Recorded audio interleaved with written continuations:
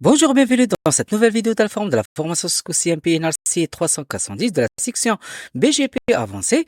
Dans cette vidéo, je vais vous montrer comment configurer le eBGP, c'est-à-dire que c'est l'external BGP, et comment annoncer les réseaux. Pour cela, nous avons une topologie simple de deux routeurs et nous avons deux systèmes autonomes, et je vais utiliser cette topologie simple pour, bien sûr, vous montrer comment configurer un système autonome et de même, bien sûr, dans chaque réseau, dans chaque routeur, pardon, il devrait annoncer ses routes. Alors, sans tarder, on va ouvrir notre lab avec l'outil FLG et on va voir comment configurer le protocole BGP.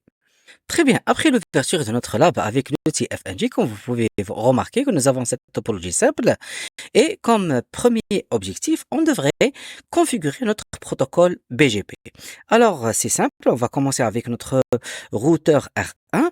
Alors, sachant que le routeur R1, il participe avec un système autonome de 1 et le deuxième routeur R2, il participe avec un système autonome de 2.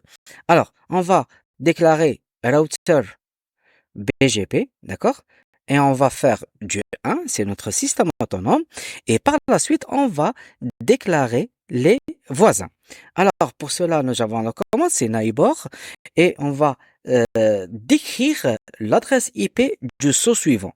Et là, nous avons, c'est le 192.168.12.2. 12.2, c'est l'adresse IP de l'interface Gigabyte 00 de mon routeur R2. Et aussi bien, on va faire du remote. D'accord? Du remote AS qui est de 2. D'accord? Là, il va faire un remote, c'est-à-dire que c'est notre système autonome distant. D'accord?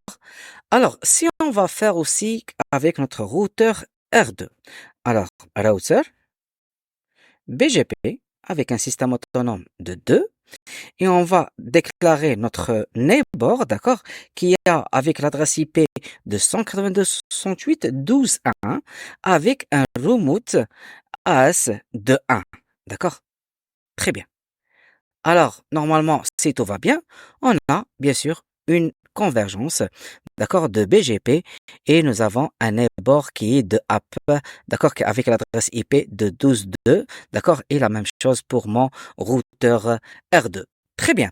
Alors, si vous souhaitez activer l'authentification, d'accord, de MD5, pour bien sûr que chaque routeur calculera le résumé de MD5 de chaque segment TCP envoyé. Et là aussi, on va faire, mais pratiquement, ce sont les mêmes commandes, mais là, on va déclarer notre neighbor, d'accord, avec la même adresse IP. Là, je suis dans le routeur R2. Et bien sûr, sur le routeur R2, on va faire du password, d'accord? Et par exemple, je vais faire my pass, d'accord? Là, c'est pour envoyer, d'accord? Et on va sécuriser l'authentification de mes voisins. Alors, aussi bien avec mon routeur R1, alors c'est toujours ces neighbors, avec l'adresse IP de voisin, c'est 192.168.12.2, et je vais faire un password qui est de my pass. D'accord? Là, c'est pour, bien sûr, sécuriser notre authentification. Très bien. Alors, par la suite, ce que je devrais faire, c'est de voir mes voisins, d'accord? Et là, je vais faire show IP BGP, d'accord? Oh, pardon. Alors, je vais faire show IP BGP, d'accord? Et je vais faire un summary, d'accord? Pour voir les voisins que j'ai avec mon routeur R1. Et vous voyez que nous sommes en train d'utiliser une version 4 du protocole IP avec un système autonome de ce voisin, c'est le système autonome de 2. Et comme vous pouvez aussi voir, nous avons les messages reçus, les messages envoyés, total aux tables vers la version de la table. Nous avons ces informations. Alors aussi bien, nous avons notre timing de up-down. Et là, vous voyez, nous avons 2 minutes 33 secondes de notre voisin qui est de up. La même chose avec mon routeur R2. Si je veux voir avec cette commande de show IPBGP summary, et là, cette commande va nous aider de voir les voisins de mes routeurs. Très bien. Alors, il me reste que de déclarer les réseaux, d'accord, que j'ai avec mon routeur R1 et un routeur R2. D'accord, avant de faire ça, je vais vérifier ma table de routage, show IP route.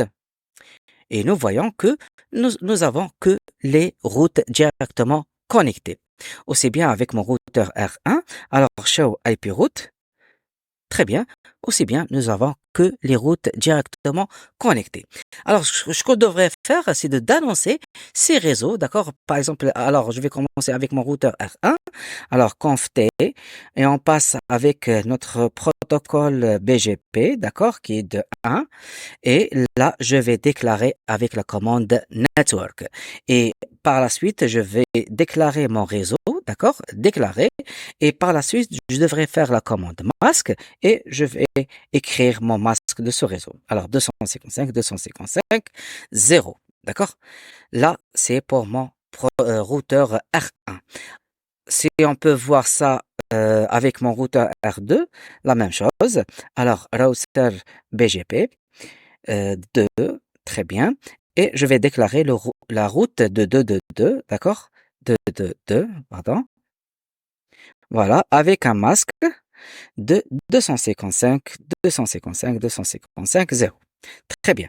Alors, si je vais vérifier ma table de routage, elle est remplie par ces entrées, d'accord, que je viens de les déclarer. Et vous voyez que avec mon routeur R2, nous avons une entrée de BGP. Nous avons le B. Et là, ça veut dire que c'est le protocole BGP.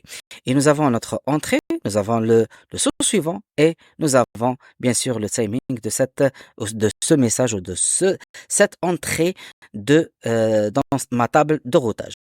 Aussi bien, si je vais voir avec mon routeur R1, show IP route,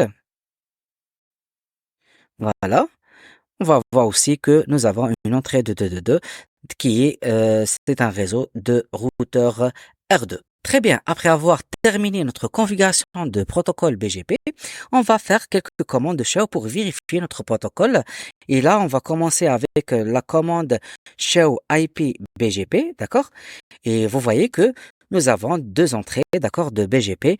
Là, je suis dans le routeur R1 et comme vous pouvez voir que cette destination, on a dit que là c'est le chemin et pour y arriver à cette destination, il n'y a aucun système autonome, c'est-à-dire c'est une zone ou c'est un réseau qui est situé dans la même zone, d'accord?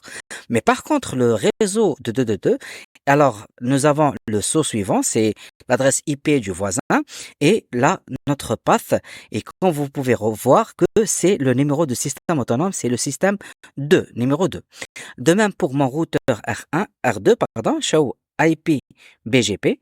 Et vous voyez aussi que nous avons que notre entrée de réseau de 1 à 1, il doit passer par le routeur ou l'adresse IP du saut suivant, c'est du routeur R1. Et par la suite, il va passer par le système autonome numéro 1. Très bien. Alors, c'est tout ce qu'on peut avoir avec notre première configuration du protocole BGP. Merci pour votre attention et je vous donne rendez-vous pour la prochaine vidéo.